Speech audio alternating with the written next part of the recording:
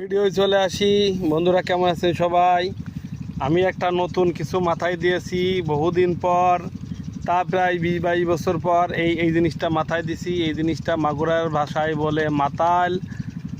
এখন আপনাদের জেলায় কি কি ভাষায় বলে, এটার নাম কি বলে সেটা একটু কমেন্ট করে জানাবেন, এবং কোন কোন দেশে এটার নাম কি এটা জানাবেন। আমার ভিডিও আপনাদের কাছে পৌঁছাতেও পারে, নাও পারে।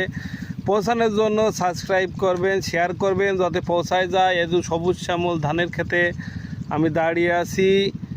এখন আমি কৃষকের ছেলে, আমি সব কিছুই করতে পারি। তোমরা ভাবিছিলে আমি পালিয়ে যাব, আমি কিন্তু পালাই নাই। আপনাদের মাঝে এখনও আছি, ভিডিও আপলোড করে যাব। আপনারা যতই ঘৃণা করেন আর যাই করেন দেখতে থাকুন, দেখতে দেখতে ভালোবাসা হয়ে যাবে।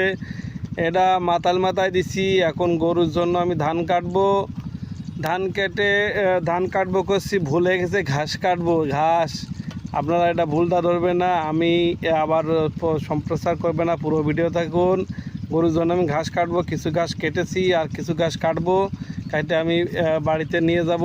একটা গরু কিনেছি, গরুতে ঘাস খাওয়াবো। যাই হোক, এটার নাম কি আপনারা জানাবেন। আমার ধান এখন গলায় গলায় বাইল। আমার পাশের জমিতে বাইল বেড়ে গেছে, বাইল বেড়ে ধান কিছু পেকেও গেছে। অবশ্যই এটা 34 মাস চলতেছে। 34 মাসের শেষে এটাকে কিছু ধান পেকে যাবে। বৈশাখ মাসে পুরো ধান কাটা পড়বে। এই যে পানি দেখতেছেন, কত কষ্ট করে ভিডিও করতেছি, পানি ভারে যাচ্ছে, দেখছেন পানি ফোটে পড়তেছে।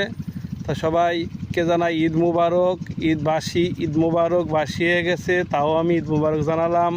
ভালো থাকবেন সবাই। আমার ভিডিওতে সাবস্ক্রাইব করবেন, শেয়ার করবেন। না করলে ভিডিও আপনার কাছে পৌঁছাবে না, গ্রামবাসীর কাছে পৌঁছাবে না। আমরা গরিব মানুষ বলে আমাদের ভিডিও আপনারা সম্প্রচার করেন না। আসসালামু আলাইকুম ওয়া রাহমাতুল্লাহ।